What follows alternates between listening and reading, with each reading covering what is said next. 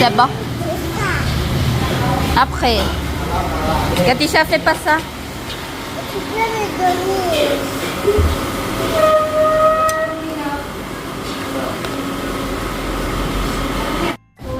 Katisha, fait rien. T'as fait quoi? Oh, on vire, Bania. Pourquoi pas rester avec papa et Ganish? Parce que ils sont méchants. Ah, c'est pas vrai. Tu veux rester avec maman? Oui. Avec les filles? Les filles avec les filles, c'est ça? Oui, ils sont méchants. Ah bon สติ๊กบอกลูกไปอยู่กับผัวอยากพักผ่อนนะสันทุกคนบ่ได้ บ่ได้พักผ่อนอ๋อมาพี่โบมามาพี่กติชากวนเอ้ยวันนี้ ขอบใจ ก็จะไม่ดีขอบใจ เอาแม็กซี่เหรอ Merci. ก็ว่ากติชาเป็นคนลาวคือกันเป็นปฏิลาวเชียนตัว Oui. เนาะ Yeah. yes อ๋อ Je peux avoir le téléphone. เนี่ยทุกคนอันนี้เป็นผมสติกเป็นทรงผมที่เป็นออริจินอลแมนเป็นออริจินอลเป็นอันที่สติกเห็ดแล้วก็คือสติกหล่อนแบบนี้นะหล่อนแบบเป็นอุญุอัญญะแบบนี้เลยปกติที่ทุกคนเห็น est-ce que tu peux finir parler ปกติสติกถ้าไปสระผมอยู่หาแล้วสติกเสียเขาหล่อนหาสิให้เขาอัน Non, ได้ t'as pas trop de parler. Oh, P, A, O. โนบ่จับ Mais je sais tout ça. Bon job. B, E, C, maman. S. ฮะ Qu'est-ce que tu dis? สิใส่ใหม่ก่อนได้ยินเสียงสบายดีทุกคนมาดักถ่ายกันเห็นบ่อันนี้เป็นสีผมเป็นอันทรงผมที่สติกเว้าเมื่อกี้ว่าออริจินอลเราถึงแบบบ่แม่นออริจินอลมาตั้งแต่เกิดก็คือเป็นทรงผมที่สติกรีเควสเป็นทรงผมที่สติกบอกให้อันหารก็จะเห็น5ด้านแบบนี้ว่าซั่นซะเห็นบ่เป็นว่านี้แบบหลังจากเฮาสระมันเขาจะเอิ้นว่าดัดถาวรหั่นน่ะเป็นดัดไฟฟ้าอันนี้แหละราคาที่ประมาณเท่าใดล้านปลายสติก ก็คือแบบหลังจากสติเป็นคนมีผมน้อยเสียหลังจากแบบสระผมแล้วแบบเป่าแล้วมันก็สิแลบสิแล้วมันก็บ่เป็นตาเบิ่งสิเนี่ยสติก็เลยตัดปัญหาโดยการแบบมีร้อนแบบนี้อยากเฮ็ดด้นล่ะเด้อยากเฮ็ดอยู่ฝรั่งเศสแต่ปัญหาอยู่ฝรั่งเศสนี่แบบเรื่องผมนี่บ่เป็นตาไว้ใจแล้วก็อีกปัญหานึงก็คือมันแพงกายสิมาเฮ็ดอยู่ลาวก็ถือว่าโอเคก็ถือว่าเป็นราคาที่เฮาจับต้องได้สินะอยู่ฝรั่งเศสล่ะเป็นราคาที่แบบมันอันตรายมันจับต้องบ่ได้ว่าซั่นซะมาทุกคนมื้อนี้โอกาสดีสติมีเรื่องเว้าทุกคนฟังก็คือเมื่อวานนี้เป็นเรื่องที่เกิดขึ้นสดๆนอนๆเลยทุกคนสติสิขอถือโอกาสมาเฮ็ดคลิปวิดีโอเตือนภัยทุกคนเมื่อวานสิเป็นแบบว่าสิเป็นคนไทยก็มักมาเที่ยวลาวหลายแล้วก็คนลาวด้วยกันที่มาเที่ยวหลวงพระบางซั่นๆทุกคนอันตรายทุกคนเกี่ยวกับทุกทุกคนอันนี้แบบเรื่องเป็นเรื่องที่เกิดขึ้นสติบ่ฮู้ทุกคนได้ยินบ่ฮัลโหล ก็คือว่าเรื่องอันนี้ว่าสติก็บ่ฮู้หยังบ่ได้ฮู้หยังก็คือว่าสติก็บ่ได้เป็นคนมันพวกสีเทาบ่ได้เป็นผู้หญิงที่กลางคืนบ่ได้เป็นพวกอันเฮ็ดเที่ยวกลางคืนหลายสินะแล้วมื้อนั้นท่านสติกับพวก4คนแล้วไปย่างอันตลาดมื้อนั้นมันไปนำกันเนาะพวกสติแล้วไปสูบยาอยู่เนาะก็โอเคสติบ่อยากนั่งท่ากับลูก2คนอยู่ท่าสติก็ย่างไปกับผัวไปนำกัน4คนจูงแขนลูกไปแล้วมีตุ๊กๆคนนึงแล้วมาถามพวกสติว่า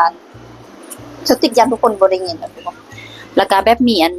ทุกคนนึงแล้วทุกคนมาถามพวกสติกว่าอันอยากได้อัน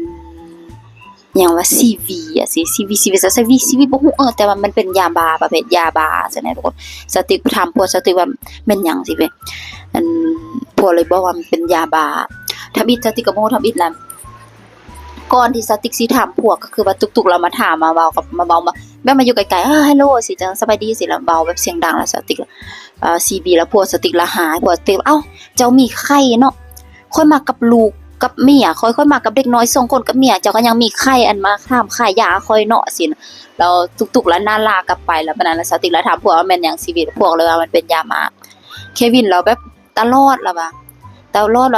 มีหลายคนแบบหลายคนสินะประเภทแบบเราเจอหลายเทื่อสิคือว่าแล้วเควินเราเป็นคนที่แบบหยังวะบ่ซังสิเว้า มีประสบการณ์หลายสิเนาะแบบเราเป็นคนมีศักดิ์สิเนาะมันไผเห็นเราก็คิดว่าเราเป็นแบบพวกสีเทาสินะคนละเราก็ตลอดมีหลาย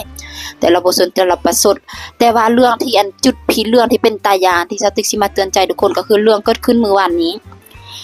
สติ๊กละมื้อเช้าเจ็บหัวแล้วไปกินเบียร์ไปเจอหมู่ไปเจออายน้องทุกคนกินเบียร์แล้วมันนอนแล้วบัดนี้เราตื่นประมาณ 9:30 นเราไปย่างอยู่2 หานข้าวเปียกมีอยู่ไกลๆนั่นมันละปิดแล้วโอเคเราจำเป็นแล้วส่วนพวกเฮาพวกเอารถจักรออกไปส่งอยู่แถวตลาดมื้อไปส่งกินข้าวที่พุ่นไปพุ่นก็ปิดคือเก่าแล้วก็ส่งดีมีหานนึงยังบ่ทันปิดเถอะสติก็กินแล้วหลังจากกินเรียบร้อยแล้วกินข้าวเรียบร้อยแล้วก็เอากลับบ้านการรถจักรกาฟ้าแล้วก็มารถจักรฟ้าแล้วบัดนี้ขี่รถกลับบ้านทุกคนมีตุกๆคนนึงขี่รถนำสติกับผัวขี่นำเลยนะทุกคนแบบมันบ่ได้มีลูกค้าหยังขี่นำอันนี้สติ๊กมั่นใจ 100% 1,000% ว่าขี่นำเลยเพราะว่าสติ๊กเวลาเลี้ยวขวาสิแล้วสติ๊กแล้วเอามือให้สิเลี้ยวซ้ายเข้าโรงแรมสินะสติ๊กแล้วเอามือสิแล้วเอามือพายสิเอามือให้ทางหลังสิแล้วสติ๊กแล้วเลี้ยวหลังแบบเฮาสิ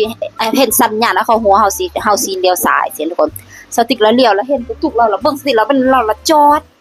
แล้วนี่เอ้าสติ๊กก็สงสัยตึกๆตักๆเพราะว่าเรานำสติ๊กมาตั้งแต่ตลาดมืดพุ่นละno shame no ไปแล้วไปสิล่ะกวนหรอลืมแล้วใช่มั้ยยังสติ๊กพายมือเป็นละซาวเบิ่งแล้วมันสติ๊กเบิ่งแต่ความจริงสติ๊กตังงิดเพราะว่ามันนำสติ๊กมาตั้งแต่ตลาดมือแต่สันโดนนำมาแล้วสติ๊กมามั่นใจ 100% ว่านำสติ๊กก็คือมันจอดเวลาสติ๊กพายมือว่าโอเคใส่มือเป็นสัญลักษณ์บ่ว่าเฮาสิเลี้ยวซ้ายเข้าโรงแรมสิละเบิ่งแล้วมันละจอดเบิ่งอยู่หั่นแล้วเบิ่งแล้วสติ๊กลงรถบัดนี้พวกสติ๊กเอารถขึ้นโรงแรมแล้วสติ๊กก็เยี่ยมเบิ่งสิแล้วบัดนี้ล่ะรถตุกๆที่จอดอยู่ล่ะทำท่าแบบติดรถจักรละขี่ช้าๆแล้วเบิ่งสติ๊กก็เบิ่งหน้าสิแต่ว่าเสียดายสติ๊กบ่ได้จับโทรศัพท์